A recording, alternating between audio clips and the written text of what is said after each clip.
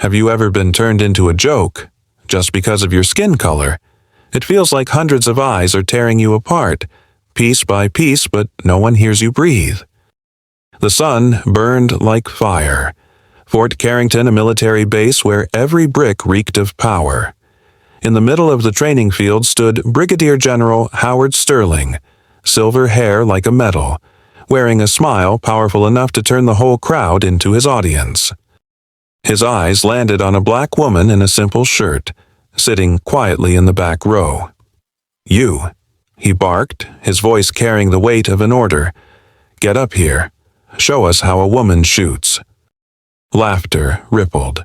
Phones clicked on. You know that feeling, don't you? When they don't see you as a person, just entertainment. She stood. No protest, no back and forth, just slow, measured steps.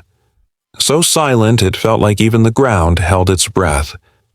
She picked up the rifle, calm as stone, and began rewriting the whole game. What the crowd didn't know, Amara Lewis wasn't some random guest. She was Phantom the Ghost on nameless battlefields, the one maps never mark and war records never dare mention. And that day, in Sterling's arena, she turned their joke into a lesson. No yelling, no resistance, just clean surgical shots and silence louder than gunfire. But this isn't just a story about a shooting display that silenced a crowd. It's about how a black woman reduced to a sideshow stood up, not just to reclaim her dignity, but to drag an entire system of power into the light. And if you've ever believed justice only exists on paper, stay. Because what happened after that morning would pull Amara into a fight no longer just for a soldier, but for a whole generation. If you've ever witnessed injustice like this, drop your thoughts in the comments. And don't forget to subscribe because tomorrow's story, it's even harder to believe. The morning began like any other in the quiet new life Amara Lewis had built for herself. The small kitchen smelled of coffee. Autumn sunlight streamed through white curtains draped over the window. On the table lay a stack of unopened newspapers. Beside a few military history books, she sometimes reread reminders of the days she could never quite leave behind. Her life wasn't colorful, but it was quiet, and for Amara, quiet was a privilege. After 8 years in the service, quiet meant no longer jolting awake at the sound of slamming doors, no longer losing sleep to ghosts of battlefields. She had learned to live like a shadow, hiding who she used to be. In this neighborhood, she was just Amara, a 40-something black woman in a modest suburban home.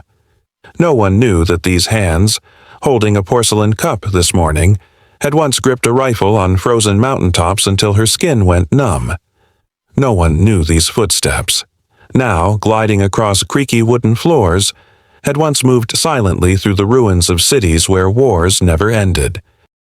The letter had been on the table since last night, but she hadn't touched it until now.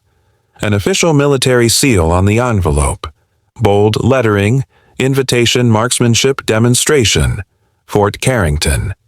She knew what it said even before opening it. These events weren't for people like her anymore, not really. Yet somehow, the letter found her, as if the past always knew where to look. Amara sat down and opened it with deliberate care. Inside were the familiar polite phrases honoring veterans, military family, shared tradition. Words she had once believed in, before they had been hollowed out by political speeches and sanitized reports.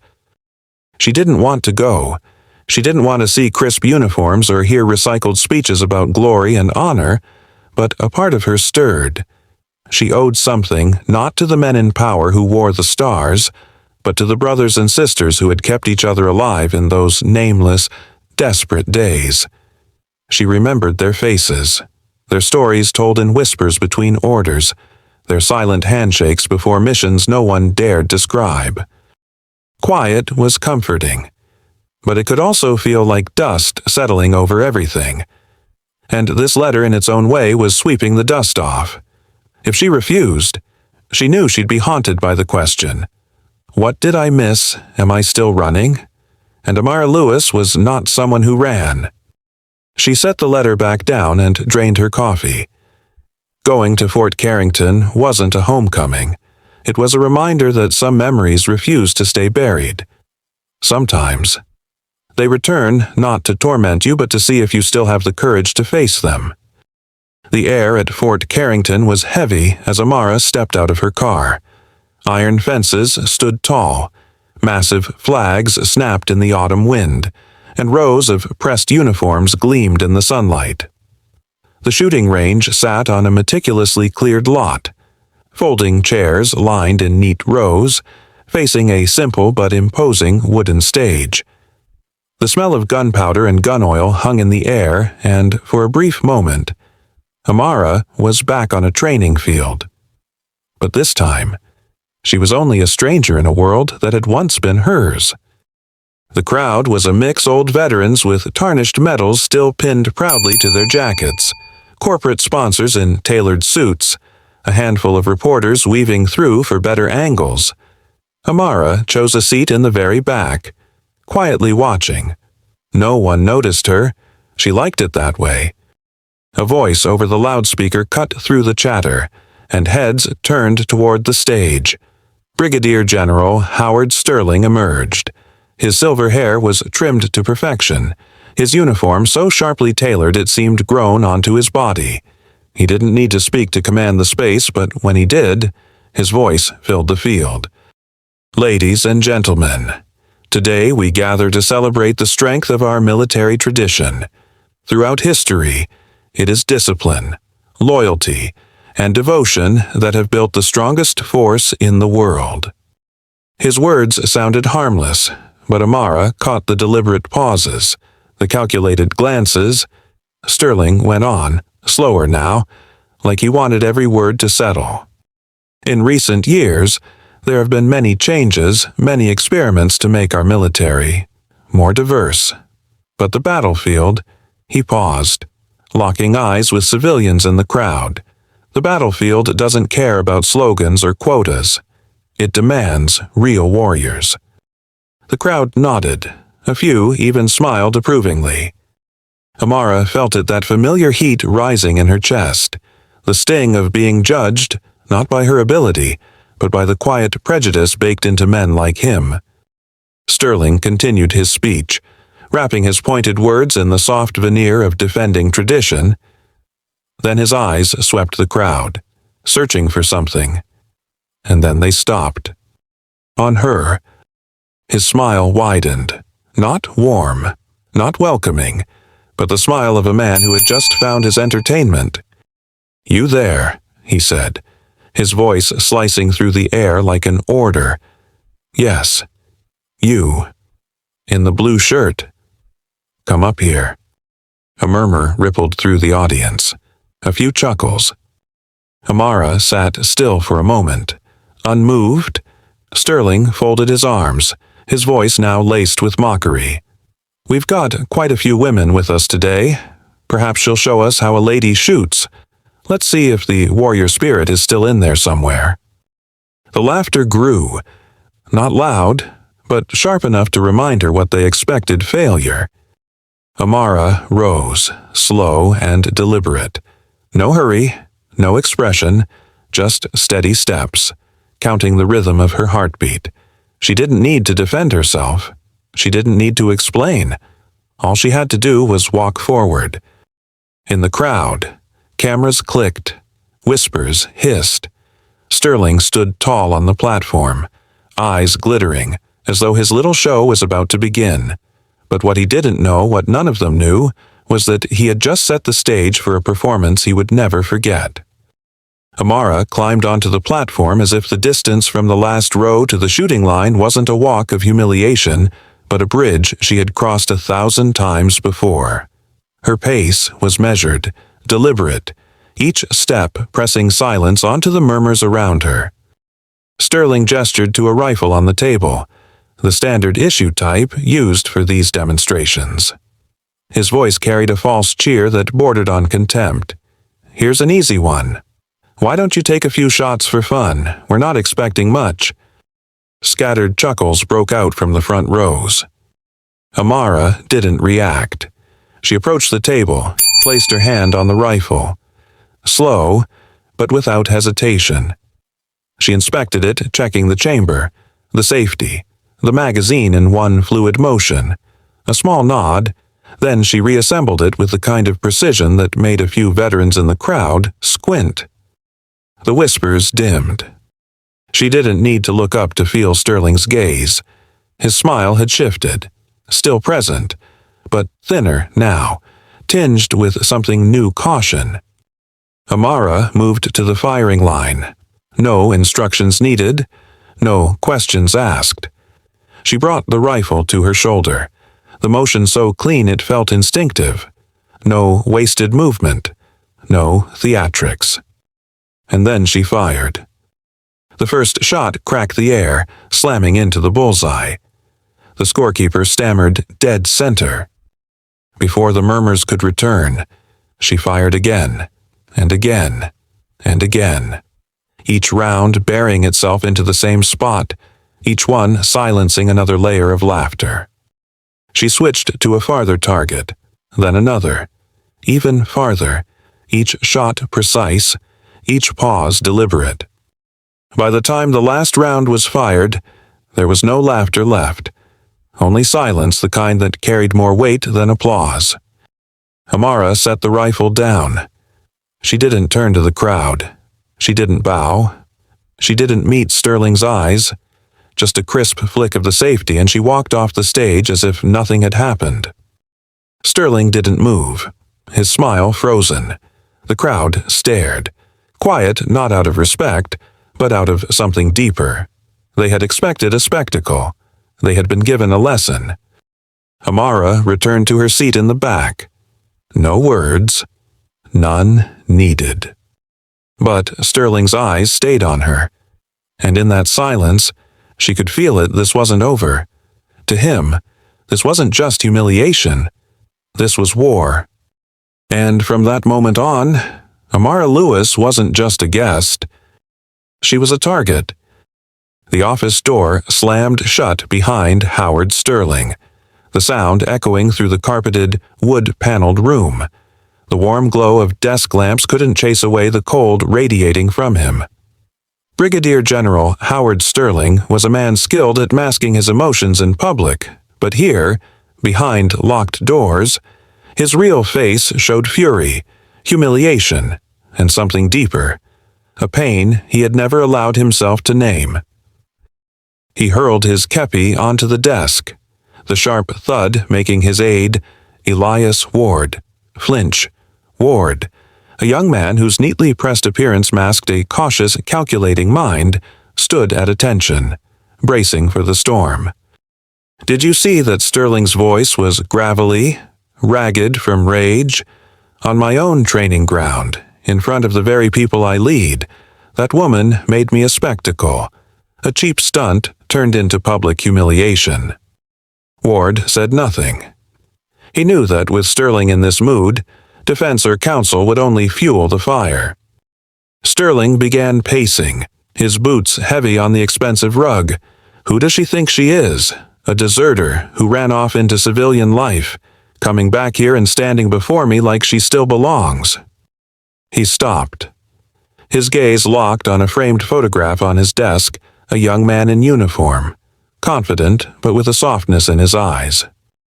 Ward glanced at the photo. James Sterling, the general's only son, the one who had disappeared from the base 3 years ago, whose name had been quietly erased from every official report. Very few knew the full truth. Ward was one of them. Sterling picked up the photo, staring into the familiar face. She was there, he said, his voice low but heavy as a sentence passed. On that northern op. I read the report. She pulled the trigger. Ward inhaled. It was the first time Sterling had said it aloud since that report landed on his desk. Amara Lewis, codename Phantom, had been the sniper who ended James's life. It was buried deep in classified files, locked away with the shame Sterling had worked so hard to keep buried. "What do you want me to do?" Ward asked carefully. Sterling set the photo down and turned, his eyes burning with a mix of grief and hate. "I want everything on her. Files, missions, mistakes. If they exist, and if they don't, we'll make them. I want her stripped bare, her reputation, her peace, all of it. I won't let some ghost humiliate me and walk away unscathed." Ward nodded slowly. He understood this wasn't an assignment. This was a declaration of war, and Amara Lewis, though she didn't know it yet, had just become the target. Sterling walked to the tall window, where heavy burgundy curtains framed a view of Fort Carrington's pristine grounds. Soldiers marched in perfect lines, convoys rolled through like clockwork. It should have been a view that reassured him. Instead, it made his humiliation sting deeper. "My blood," he murmured, pressing his forehead against the cold glass. "My name. My honor." The words broke apart in the still air, too fragile to patch over what had been lost. James had been his pride. Brilliant, well-trained, the heir to a legacy Sterling had carefully carved. He had mapped his son's path from prestigious military academies to the same high commands he had earned, and eventually beyond to places even Sterling had never reached.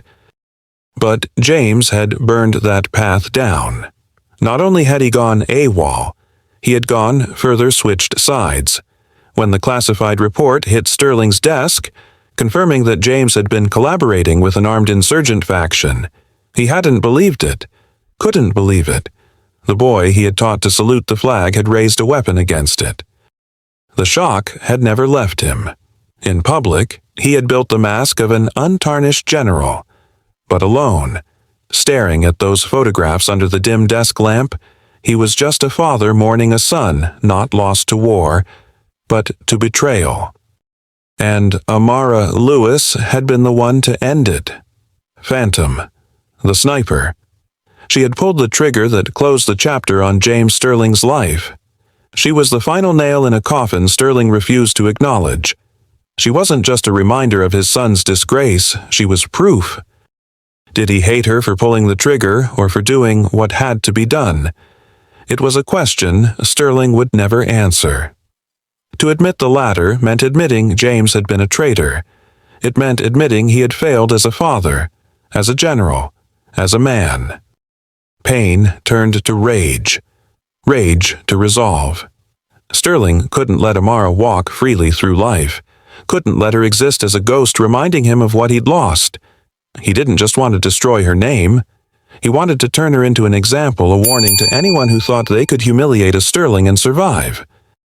Ward stood silently, recognizing the transformation. This wasn't personal anymore. Sterling would weaponize his grief, and Amara Lewis would pay for it. The general turned from the window and walked slowly back to his massive desk, each step heavy, deliberate. He pulled open a drawer, retrieved a worn file, and tossed it onto the polished wood. The cover read, Amara Lewis, stamped and marked with the red seals of countless classified missions. "Elias," Sterling said, voice low and cutting, "dig up everything on her. Every mission, every report, every reprimand, every rumor no one dared to put in writing. Tear it all out. If there's something we can use, we use it. If there isn't." He leaned down, staring Ward dead in the eye. "We'll make it." Ward hesitated just enough for Sterling to notice. To what extent? "Sir." Sterling planted both hands on the desk, his shadow stretching across the rug. "I want her ruined, her reputation, her peace, every relationship she has left. I want people to look at Amara Lewis and see nothing but disgrace. She pulled the trigger on my son." His voice dropped to a growl. "Now I'll pull the trigger on her life." Ward didn't ask again. These weren't words spoken in anger. They were orders, and they would be carried out. That very night, Ward began his work. Behind the closed doors of his small office, He powered up his secure terminals, accessing archives only the highest clearance could touch. Amara's files appeared on the screen: commendations, redacted missions, mission logs scrubbed clean by black ink. He copied everything, leaving no detail untouched. He knew Sterling wouldn't settle for truth alone. To destroy someone like Amara required more twisted narratives, manipulated images, inflated numbers. Ward contacted old collaborators, people willing to trade loyalty for cash or favors. In the days that followed, more files piled up on Sterling's desk. He read every page, marking every exploitable detail, a minor argument with a superior rewritten as insubordination, a failed mission one where Amar hadn't even been at fault reframed as proof of instability under pressure. Sterling didn't need the truth. He needed a portrait, one that painted Amara Lewis not as a decorated veteran but as a liability, a ghost unworthy of honor or peace. Ward looked at the growing stack of papers and understood these weren't just documents anymore. They were ammunition. And the war had only just begun. The phone buzzed on the kitchen table just as the first light of dawn cut through the window. Amara was still sitting with her coffee, lost in thoughts about the shooting demonstration. The text came from an unknown number, but the style was unmistakably familiar. Brass is moving pieces. They're digging deep. She read it again and again, each word sinking into her like ice water. It was how people from her old world warned one another short, cold, and loaded with meaning. Brass the top brass. Moving pieces the power game had begun, and they were digging through her past. The next text came almost instantly. Files are being pulled. All of them. Amara's grip on the phone tightened until her knuckles turned white. She wasn't surprised, but the feeling of being dragged into the light like some unwilling pawn made her stomach twist. By midday, the warning had become reality. A former teammate called, voice low with unease. "Amara, they're putting things out there about you." She opened her laptop. And there it was, front page of a prominent military news site. Psychological reports reveal severe instability in legendary ex-sniper. She read the article slowly, each word eating away at her. These were the mandatory post-mission psychological assessments she'd completed during her service, now chopped up and twisted into an entirely different narrative. It didn't portray a soldier confronting trauma but pushing through and getting the job done. It portrayed a ticking time bomb. Phantom, the article wrote, repeatedly exhibited unpredictable behavior in combat environments. These reports raise the question, can someone like this be trusted with a weapon in hand? Amara leaned back in her chair, staring at the screen as her vision dimmed at the edges. The sessions that had once been a safe place to unload the weight of her missions were now weaponized against her. Worse still, the people reading this article would never know the truth that she had never missed a mission, never once let emotion compromise her aim. She reached for her phone, wanting to call someone, anyone, but stopped. Who would believe her? Her fellow operators were silent, gagged by non-disclosure agreements and careers still tied to the system. And everyone else. They only saw the grotesque portrait now being paraded in public. The phone buzzed again. It won't stop here. Get ready. Amara set it down, forcing her breathing to steady. She knew she was stepping into another war, one with no maps, no allies at her side. This time, the enemy wasn't on some far-off battlefield. It was hiding behind walls of power, right here at home. She sat in the wooden chair by the window, eyes fixed beyond the glass but seeing nothing of the street outside. Headlines still ran across her laptop screen in the kitchen, but she no longer had the strength to read them. The silence in the house, once her sanctuary, now felt like a prison, locking her in with the ghosts she had spent 3 years trying to bury. They called her Phantom, a name that was both a badge of honor and a curse. It meant she was the ghost of the battlefield unseen, untouchable. But in this moment, the name felt hollow. "They call me Phantom," she whispered to herself, "but sometimes I wonder if I even exist." The memories surged like someone had picked a lock. Missions no one in the public would ever hear about. Shots timed to the breath, precise enough to end battles before they began, yet unacknowledged, unthanked. She remembered those cold nights on foreign mountains, lying still for hours waiting for a single chance, the relief and numbness when the mission succeeded. Then the quiet return to base, like she was just a tool, not a person. She remembered the dismissals, too. The raised eyebrows of commanding officers at the sight of a black woman chosen as the lead sniper. The harmless jokes that landed like hammer blows. "Wouldn't you be better off behind a desk?" This isn't a woman's mission. They never really saw her even when she was doing what they couldn't. Those wounds weren't scars she could display.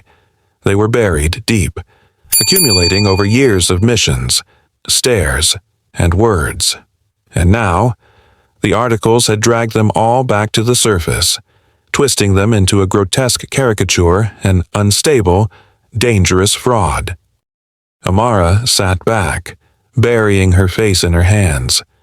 One truth she couldn't shake: the people writing this new story about her had never seen a battlefield. Yet they had the power to redefine who she was. And that hurt worse than any bullet. She rose and walked to her desk, pulling open an old drawer. Inside was a box of mementos, her task force insignia, a few faded photos, and the small notebook she used to keep after each mission. On the first page, in shaky handwriting, she'd written, "If I disappear one day, at least these words will prove I existed." The memories, the ink, the pain all reminded her of one thing: she had been Phantom once, and maybe, to survive this storm, she would have to become that ghost again. 2 days later, the smear campaign wasn't just text on a military blog. It had become a spectacle. Cable news shows paraded experts to psychoanalyze her people who'd never met Amara, but spoke as though they lived inside her head. They gave their polished, rehearsed verdicts. There are signs of severe disorder. She's carrying untreated trauma that makes her a danger to herself and others. On social media, the storm was even uglier. Redacted snippets of her files circulated alongside captions dripping with mockery. Old photos of her were turned into memes: Phantom or armed lunatic. "This is the soldier we're glorifying" shares, comments, and doctored images multiplied by the hour. Amara read them not because she wanted to, but because she needed to know how far the narrative had gone. She saw strangers spewing hatred from behind usernames. People like this shouldn't be allowed to hold a gun. Washed-up soldier trying to play hero. They didn't know who they were talking about. They didn't care. They just wanted a target to tear apart, and Amara had become it. Her phone wouldn't stop buzzing. Texts from unknown numbers, from former teammates speaking in cryptic warnings. Careful. They're going all in. The warnings didn't comfort her. They only confirmed what she already knew. This wasn't a game. It was a hunt. And she was the prey. She tried calling old friends, but none answered. The people who once shared foxholes with her now stayed silent. Amara understood. They still had careers to protect, ranks to climb. Who would stand beside a woman being branded unstable in public? That night, she turned off every light and sat in her living room, illuminated only by the dull glow of the street lamp outside.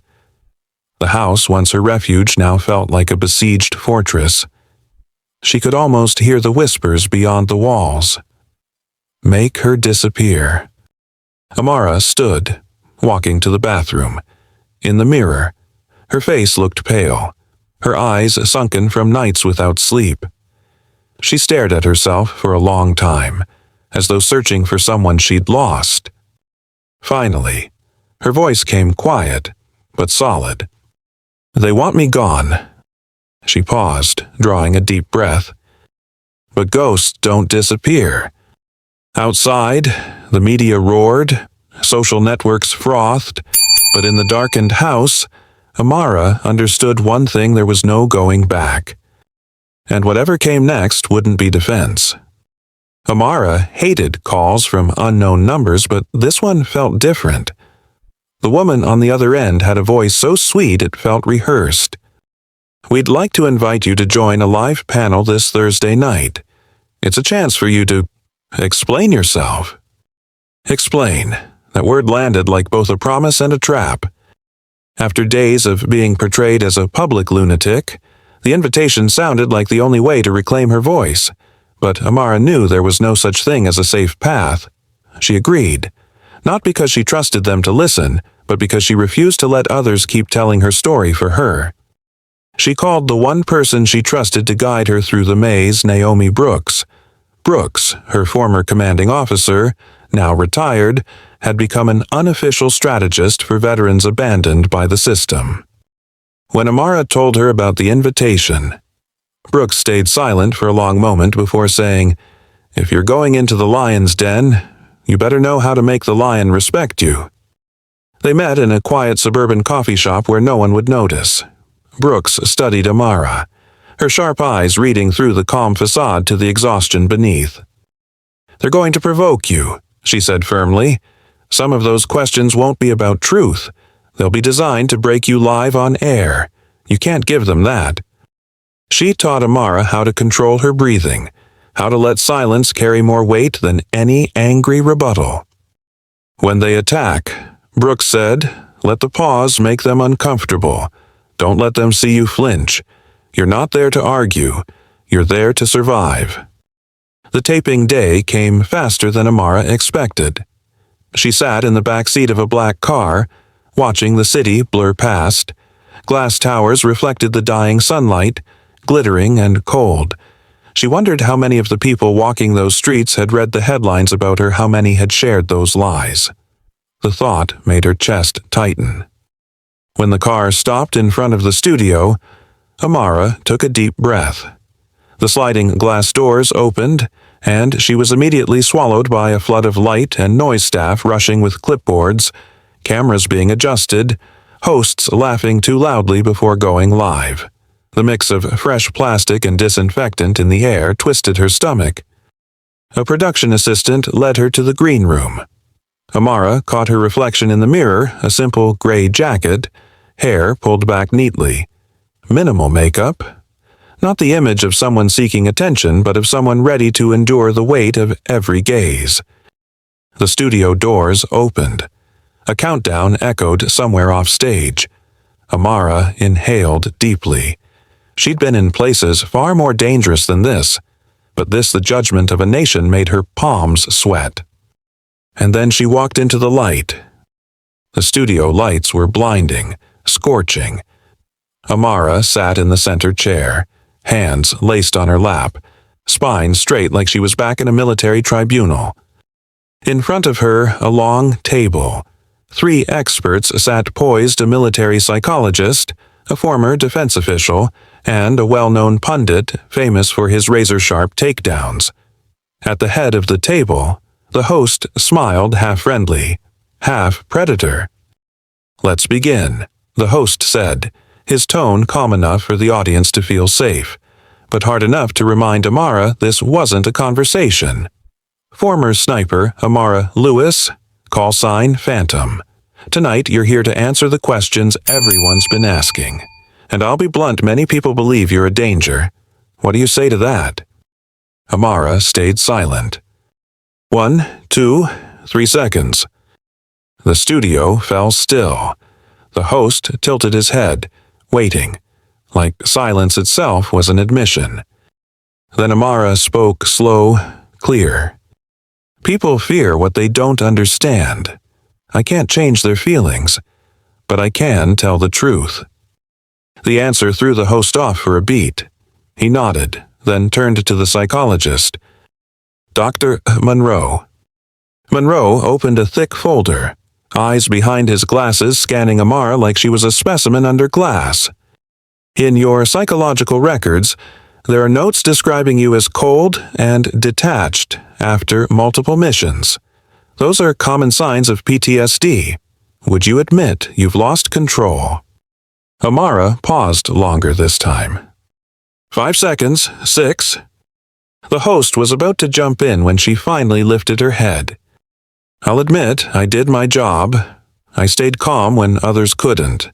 If they call that cold, I accept that. But there was never a report of me losing control. That's the difference you're trying to erase. The former defense official immediately cut in. What about the Northern campaign? Leaked information suggests you may have used excessive force. Can you explain that? Amara turned and met his gaze head-on. You know exactly how those operations are classified.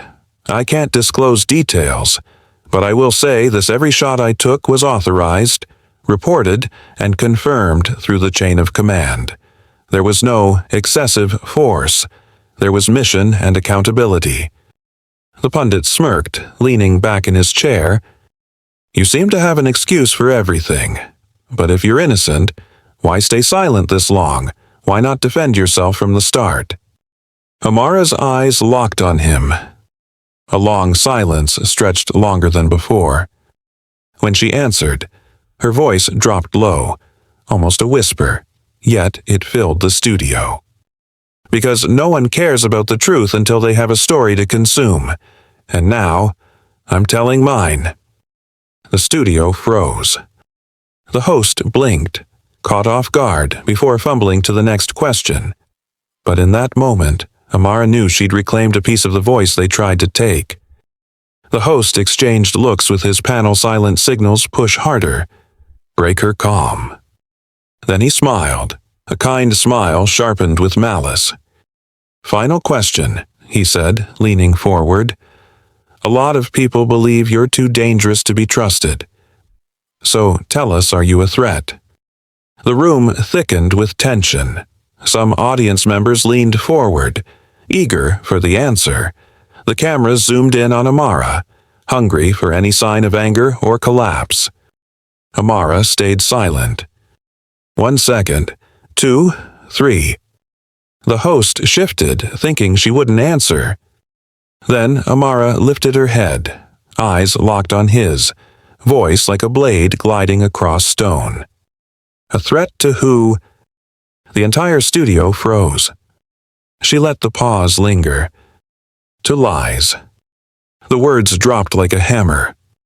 Then came the clapping, scattered at first, then swelling like a wave.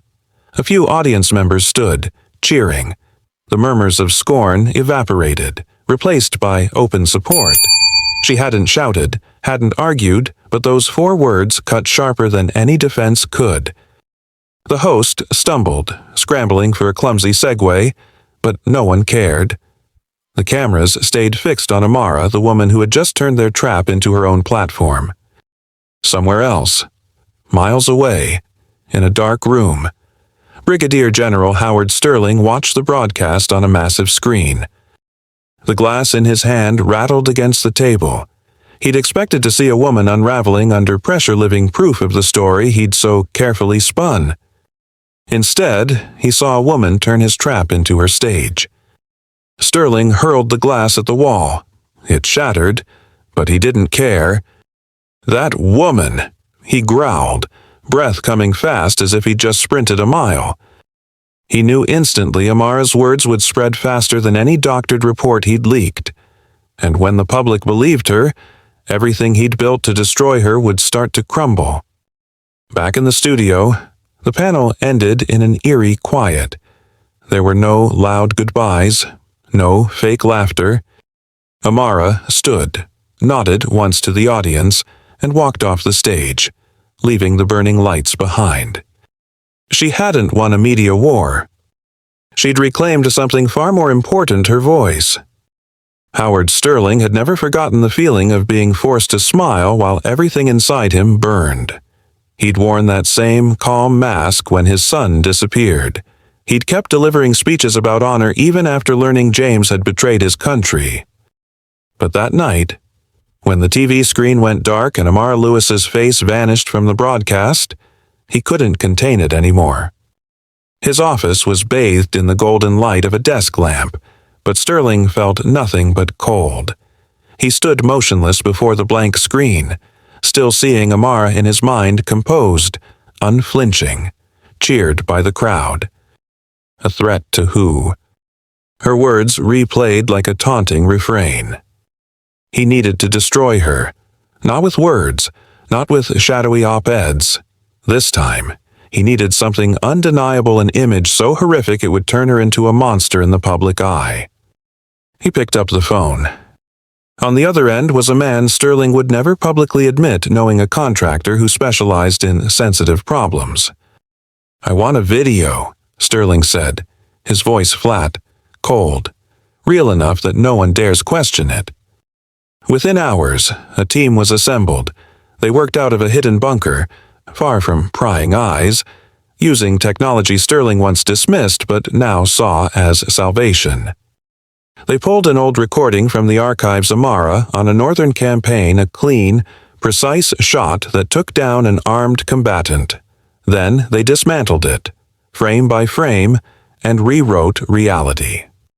The rifle in the target's hands became a worn school backpack. The uniform turned into a threadbare sweater. The dust of the battlefield became the dirt path of a quiet village.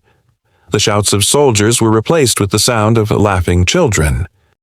And finally, the gunshot, no longer a mission, became the execution of an innocent child. When the fake was complete, Sterling watched it 3 times. He didn't blink. It was perfect. Perfect enough that even he could almost believe it. "Release it," he ordered, everywhere, all at once. By morning, it was on every platform. The headlines varied, but the story didn't. Shocking footage: Amara Lewis executes unarmed child. TV anchors replayed it on loop. Commentators competed to be the most outraged. Columns exploded with moral condemnation. No one asked for verification. No one questioned the source. Stills from the footage became the background for think pieces calling her a monster. They didn't see digital trickery. They saw what they wanted to believe, that the Phantom wasn't a hero. She was a beast. The storm came fast. The first message Amara received was from an old comrade: "Don't turn on the TV." Too late. Her face was everywhere, pulled from a video she'd never seen, plastered with scarlet headlines: "Phantom kills children." In hours, it exploded. Mainstream outlets scrambled to cover it. Pundits raged on live TV, dissecting every frame like it was sacred evidence. Clipped segments went viral online, intercut with laughing children, and the moment she pulled the trigger, a looping visual indictment. Amara turned off the TV. But silence brought no peace. The phone wouldn't stop ringing: unknown numbers, death threats, anonymous emails. Outside, a crowd gathered, waving signs: "Murderer must pay." They pounded on her door, chanting. The police came, but only to take notes, standing by with their arms crossed, detached, as if her life wasn't worth protecting. She tried calling old comrades. No one answered. The same people who had once sworn we never leave our own behind now chose self-preservation. That night, Amara locked every window and sat in the dark. No lights, no curtains drawn, like an animal trying to disappear. But even in the dark, she felt exposed. Phantom. The name once meant strength. Now it felt like a shackle. For the first time, she felt like the thing they painted her to be: a hunted ghost. She paced her home, touching the old mementos, the Special Forces patch, faded photos of her unit. They had once been proof of a life of service. Now they were artifacts of a reality that had betrayed her. She stared at herself in the mirror. The woman looking back had hollow eyes, a gaunt face. That wasn't Phantom, the sniper who hit her mark without flinching. That was a fugitive, hunted by the very country she'd bled for. What did she have left? No honor, no voice, no allies. Only the truth, and the truth felt powerless against lies repeated 1,000 times. A rock smashed through her window. The shattering glass ripped through the suffocating silence. Cheers erupted outside.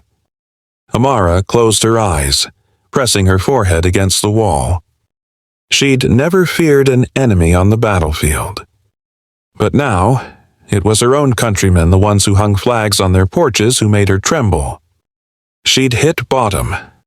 And like every ghost at the bottom, there was only one way left. Come back and haunt the people who buried her. Her house stayed dark, lit only by the cold glow of her phone as she scrolled through a flood of death threats and hate. She'd tried to stay calm, tried to believe truth would find its way out. But that faith had rotted. The lies burned like a wildfire, and she had nothing left but her bare hands. A knock at the door, soft, measured. Not the angry mob, not the press. Amara opened it. Naomi Brooks stood there, her former commander, one of the few still brave enough to stand beside her. Brooks wore a long coat. Her face creased with worry, but her eyes were as sharp as ever. "You can't stay here," Brooks said as she stepped inside. "The longer you hide, the guiltier you look. So would I go out there and argue with every headline? Say what? When the whole damn world has decided I'm a monster," Amara's voice cracked, the restraint of days finally splintering. Brooks planted her hands on the table. Firm. No more half measures. We get the original. Amara blinked. "You mean, break into a military data vault?" "Exactly. Without the raw footage, you'll never clear your name. They'll keep cutting, keep twisting. The truth is buried in their servers, and we're going to dig it up ourselves." Amara said nothing for a long moment. Breaking into a military facility, it sounded like something she'd left behind with her uniform. But the longer she thought about it, the more she knew Brooks was right. Half measures wouldn't save her. Only the truth whole, undeniable, could. "I'm not a soldier anymore," Amara whispered. Brooks stepped closer, locking eyes with her. "But you're still the Phantom, and the Phantom doesn't quit." Those words struck something deep. Amara remembered the nights on the mountain, the unacknowledged missions, the moments where survival depended only on herself. Phantom hadn't died. She'd just been sleeping.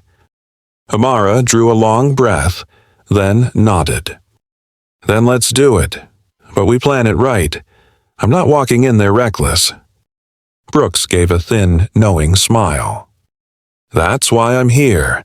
I know Fort Marshall, their data vault, like the back of my hand, and I know exactly when their system is weakest. We'll have a 7-minute window. In and out. No more. 7 minutes." The number burned into Amara's mind like an order. For the first time in days, she didn't feel like prey. She felt like the hunter. And she was going to take back the truth they stole from her. The map sprawled across the old wooden table like a carpet woven with secrets. Brooks had printed it on thick paper, marking with pencil the entrances, guard posts, and even areas rarely visited by anyone inside. "Fort Marshall," she said, her voice steady, like reading an indictment, "where they keep everything raw data, backups, every piece of proof that can show the truth, and also the place where, if we're caught, we disappear without a trace." Amara stood still, eyes fixed on the map. She could see every detail, the narrow corridors, the sealed steel doors, the spaces they'd have to cross. She had planned dozens of infiltrations before, but never like this. No team, no heavy support fire, just 2 people and a sliver of a chance. Brooks tapped her pen on a small square deep at the center. "This is the data vault. To get in, you'll pass through 2 security gates and a biometric checkpoint, but at 0200 Saturday morning, the system will automatically reset for maintenance. During that time, all electronic locks switch to manual mode. You'll have 7 minutes, just 7 minutes to get in, copy the data, and get out. 7 minutes. The number drummed in Amara's head like a war beat. No room for mistakes. No time for hesitation. She traced her finger along the map, following each path. From the north service gate, she said slowly, "There's a maintenance tunnel leading to the sublevels. Few people pass through, but it's longer and tighter. We can avoid the cameras if we stay flat against the wall." Brooks nodded. "I considered that. But if anything goes wrong, you won't have a fast exit." "No need," Amara said. "If I fail, no exit will be fast enough anyway." As they finalized the plan, Brooks's phone buzzed. A coded message flashed on the screen. "Just 4 words, I'm on the inside." Amara narrowed her eyes. "Who?" "Elias Ward," Brooks replied. "Sterling's aide. I thought he was just a loyal pawn, but it seems he's had enough of serving a man like that. He says he'll help from the inside disable the alarms in the maintenance sector and unlock the sublevel door at the exact time."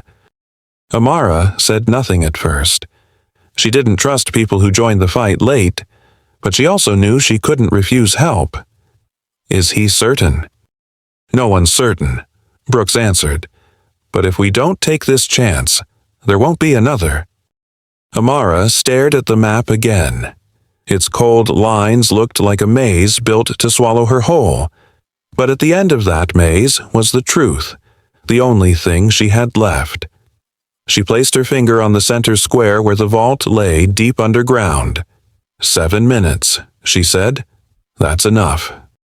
Brooks looked at her for a long moment, then nodded. "Then get ready. Phantom. This time, there's no room for failure." Night fell over Fort Marshall like a heavy curtain. No insects, no wind. Only the kind of smothered silence that made every step echo louder than it should. Amara crouched in the shadows near the North Service gate. One hand pressed against the cold wall. She closed her eyes for a brief moment, feeling her heartbeat pound in her chest like a silent drum. The maintenance hatch creaked as Brooks opened it. The air that escaped smelled of metal and stale dust. The tunnel was so tight that every crouched movement made Amara feel squeezed between invisible walls. She moved slowly, her own breathing the only sound guiding her forward. Each time her knees hit the ground, she remembered the nights spent crawling over rocky slopes in faraway mountains, waiting hours for a single shot. Her watch ticked down. 02:00, 7 minutes. She moved like each second weighed heavy on her back. Every tick etched itself into her memory. 7 minutes wasn't long, but when your senses are stretched to the breaking point, it feels endless. The dim tunnel reminded Amara of the mission she'd carried out, the ones no news anchor ever reported. In this darkness, past and present blurred. She couldn't tell if she was crawling under Fort Marshall or through the ruins of a nameless village years ago. The same damp smell, the same stillness before the storm. Her hand brushed against a protruding pipe, making her freeze. Instead of moving, she listened. No sounds, no movement, just darkness, thick as water, swallowing her piece by piece. She shut her eyes, feeling every muscle tighten, every heartbeat sink with the dry tick of her watch. 3 minutes, Brooks's whisper crackled in her earpiece. Amara pushed forward. The tunnel opened into the sublevel. She straightened, inhaling deeply. The air was colder, heavier. Each step on the metal floor sent small echoes up the corridor, reminding her how exposed she was now. She thought of James Sterling, the son who chose betrayal, and Howard Sterling, the father trying to bury her alive. Anger fused with fear, becoming the fuel that kept her sharp. She reminded herself if she failed here, it wouldn't just end for her, it would end for the truth. A thin strip of light spilled through the final steel door. She checked her watch. 0204. 3 minutes to get in, grab the data, and get back out. 7 minutes in the dark, and she would make every one of them count. Amara tightened the strap on her bag and took a deep breath. She wasn't prey anymore. She was the Phantom. And the Phantom never quits. The data vault door was massive, like it was built to hold the Army's secrets behind it. She pressed her ear against the cold steel, hearing the faint hum of the resetting system. Just as Brooks had said, the biometric locks were offline. Only the manual mechanism kept it shut. Her watch read 0204. She pushed the door and stepped inside. The room was freezing, dimly lit like an abandoned chapel filled with towering racks of servers. The hum of cooling fans blended with her own heavy breathing. The target drive was in the central aisle, third rack. She moved quickly, scanning the numbers until she found it. 0205. Her hands trembled slightly, but her movements stayed deliberate. Amara plugged in the drive Brooks had prepared. The tiny screen blinked green, showing the copy progress. 7 minutes. She repeated it in her head, not one wasted second. A metallic clang echoed from the hallway. Someone had entered the sublevel. Amara's body reacted instinctively, heart-pounding, but movements slow and deliberate. She slid behind a server rack, crouched low, and listened. Footsteps. Heavy. Slow. More than one. 0206. The progress read 48%. A voice over radio maintenance alarm triggered. Sweep the sector. Mail. Firm. Elias had kept his word, but triggering the alarm meant security would be here in force. The drive read 75%. Cold sweat trickled down her spine. A beam of light swept across the aisle. Amara held her breath, melting into shadow. The footsteps drew closer, paused by her row. She heard the metallic click of a gun being drawn. A0207, 91%. A warning siren blared. The reset had finished. Electronic locks were coming back online. She had less than a minute. 100%. The drive stopped blinking. Amara yanked it out, not bothering to holster it, just clutching it like her life. The footsteps turned back. No time. Amara bolted from cover, sprinting down the aisle. A shout rang out, followed by the violent crack of gunfire. Bullets ripped the steel walls around her, air snapping by her ears. She didn't look back. The maintenance tunnel loomed ahead, the only way out.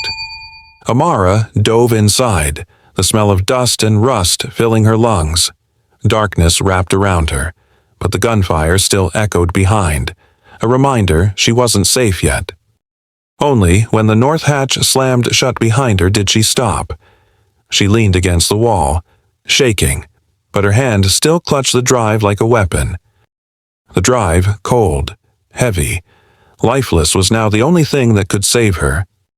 She looked at it and whispered, "The truth," then added softly, heavy as the last bullet in the chamber. Amara stood. The fight wasn't over. But now she had her weapon. Brooks's house felt like a bunker. The curtains were drawn tight, phones locked in signal-blocking pouches, and on the table sat an old laptop fortified with the kind of security Brooks trusted. Amara sat across from it, her hands gripping the hard drive like if she let go, the truth inside would dissolve into nothingness. "It's time," Brooks said. She set a cup of coffee in front of Amara, knowing she wouldn't touch it. "If you want to save your name, you have to let the world see." Amara didn't answer right away. She opened the drive, pulling up file after file, image after image. The original footage appeared uncut, unaltered, her taking down an armed target on a mission Sterling had tried to bury. No children, no peaceful village, just war, raw, cold, and real. Brooks slid over a thick folder. This is what'll pierce his heart. Classified reports she had kept before leaving the service, James Sterling Howard Sterling's son had deserted, collaborated with a hostile organization, and was ordered neutralized as an active combatant. Signatures, red stamps, and chains of command all led to one name, Howard Sterling, the man who buried the truth to shield his family from disgrace. Amara looked over it all, feeling a wave that was both relief and pain. This wasn't just evidence to clear her. It was proof of the empire of lies Sterling had built on the blood and honor of others. "Are you ready?" Brooks asked. Amara nodded. They didn't send it to just one place. Brooks knew this game. She uploaded the files to at least 10 platforms' independent news sites, social media, and sent copies to journalists who had a history of defying the system. They couldn't be silenced if everyone had the files. When the progress bar hit 100%, Amara pulled her hands back from the keyboard and sank into the chair. Exhaustion washed over her, but she kept her eyes open. "That's it," she whispered, not to Brooks, but to herself. Minutes later, Brooks got the first call. "They've seen it," she said, handing the phone to Amara. The screen lit up with notifications posts going viral, journalists calling it the biggest revelation in years. The hashtag #PhantomSpeaks exploded across the internet. The original video had been shared thousands of times within the first hour. Amara watched without smiling. She didn't feel victory, only a strange emptiness as the truth what she had risked her life to retrieve finally left her hands and flew out into the world. "Now we watch who burns first," Brooks said, her voice like a blade. Amara closed her eyes and inhaled deeply. For the first time in weeks, she didn't feel like prey. She had just fired the most important shot of her life, and this time, it wasn't at an unknown target, but at the heart of Howard Sterling. Howard Sterling sat in his office, the room he once considered his fortress of absolute power. On his desk sat an untouched glass of whiskey and newspapers from 2 weeks ago, quoting his denials, his attacks, his moral posturing as a general defending the honor of the army. But this morning was different. The phone rang endlessly, each call another nail in the coffin he now sat inside. A sharp knock echoed through the room. Before Sterling could say, "Come in," the door swung open. 2 military police officers stepped in, standing like living statues. Behind them was a commanding officer whose voice was dry as sandpaper. "Brigadier General Howard Sterling, you are under arrest for abuse of power, obstruction of justice, and concealment of information." Sterling shot up. "This is ridiculous. Do you know who I am?" "We know exactly who you are," the officer replied, signaling the MPs. They didn't argue. They stepped forward, gripping Sterling's arms. He struggled, but the strength of a man crumbling under his own downfall was no match for the cold efficiency of military discipline. They escorted him into the hallway, and there, he faced a scene he never imagined, dozens of reporters waiting, cameras flashing like relentless lightning, microphones thrust forward like spears. "Do you deny fabricating evidence? What do you have to say about covering up your son's betrayal?" Sterling kept his head down, but the light and the shouted questions followed him like a pack of predators chasing wounded prey. Every step down the staircase made his once proud uniform feel heavier like shackles. On the steps leading to the parking lot, Elias Ward was already waiting, not the silent aide Sterling once commanded, but a man in plain clothes holding a microphone, standing before the press. When reporters noticed him, the crowd erupted with questions. One shouted, "What do you know about this case?" Elias looked straight into the cameras, his voice even and unflinching. "Howard Sterling calls what he did maintaining standards. I call it racism." The crowd froze for a few seconds, then erupted again, shouting questions over one another. Elias didn't flinch. He continued, each word hammered like a nail. He built barriers to keep women and people of color out of critical positions. He fabricated, distorted, and destroyed anyone who dared cross the lines he drew. And when his own son betrayed him, he buried the truth and made an innocent woman carry the blame. Sterling stopped walking. He wanted to shout, to fight back, but every defense he had was useless against the tidal wave of truth and media frenzy. The people who once stayed silent now had evidence. And Elias, the man who once stood behind him, now stood in front of the world, pointing at the rot in his soul. The military vehicle door slammed shut, cutting Sterling off from the cameras, but he knew this moment had carved his name into history not as a general, but as a man dragged into the light with his lies exposed. The courtroom doors of the military tribunal closed behind him with a sound like a funeral bell. Sterling stood in the vast room, no longer the general who once commanded silence with a mere presence. His neatly pressed uniform and rows of medals were now nothing more than heavy fabric and metal, weighing on his shoulders like visible accusations. The trial moved faster than he expected. The evidence Amara and Brooks had unleashed flooded headlines and social media, leaving every proceeding little more than a formality. Sterling, once used to controlling the narrative and bending truth to his will, now watched as every excuse was dismantled by irrefutable documents, unaltered footage, and sworn testimony no one could silence. The disciplinary board read the verdict, their voices as sharp as knives. Brigadier General Howard Sterling is hereby stripped of rank, benefits, and honors, and remanded to custody pending criminal trial. Those words fell on the cold tile floor heavier than any sentence Sterling had ever signed in his career. He didn't lift his head. He only heard the scratch of pens signing the judgment, the murmurs of those in attendance, and the metallic clink of handcuffs waiting for him. When the MPs approached, he didn't resist. They slowly removed the insignia from his shoulders, each deliberate movement forcing him to feel every ounce of his loss. A young soldier took his service cap and placed it in a small box. Sterling watched, feeling as though his entire life had been reduced to a keepsake no one wanted. Outside, reporters waited. They didn't call him General Sterling anymore.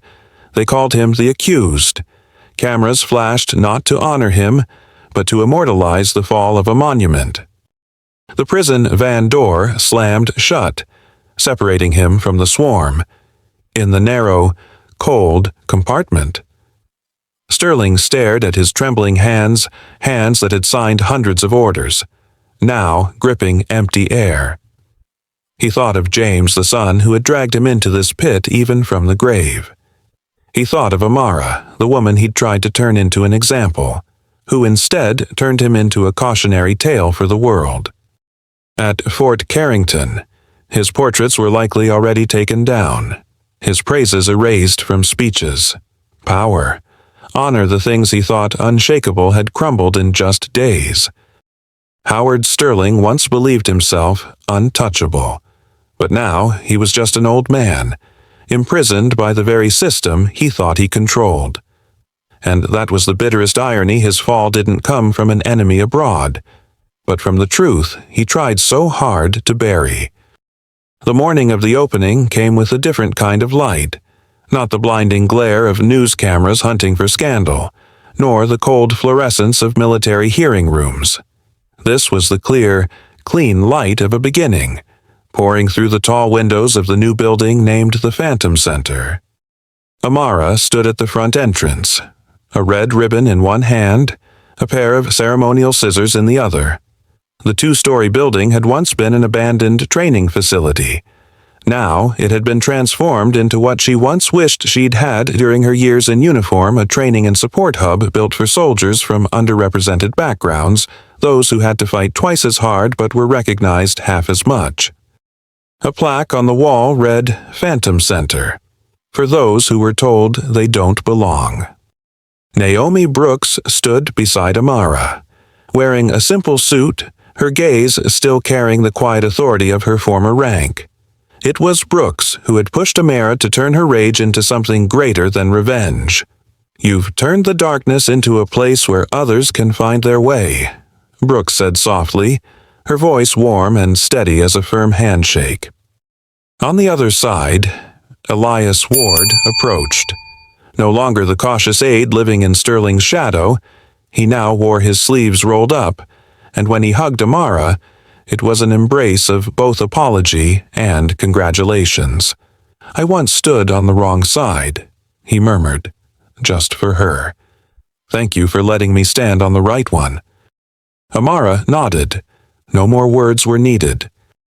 Guests began to gather: veterans, families who had lost loved ones without acknowledgement, journalists who had stood by her when everything fell apart, and among them, young soldiers bright-eyed, still a little awkward looking for a chance, a place where they wouldn't be judged. Amara stepped to the podium. No long speech, only a few lines she had crafted in countless sleepless nights. "This place exists for those who were told they didn't deserve the uniform, that their voices didn't matter. I lived like a ghost because I thought silence was the only way to survive. But today, we turn that name into a legacy. Phantom is no longer a haunting. It's a light to lead the way." The applause that followed wasn't the staged roar of political rallies. It was warm, honest. Amara cut the ribbon, and the doors to the Phantom Center opened. Inside, the air still smelled of fresh paint, but it also carried the scent of hope: a modern training room, quiet counseling spaces, and walls lined with photos of once-forgotten soldiers now honored at last. Brooks placed a hand on Amara's shoulder. "This isn't the end of a journey, you know," she said. Amara looked up at the plaque again. "I know," she replied. "It's the beginning."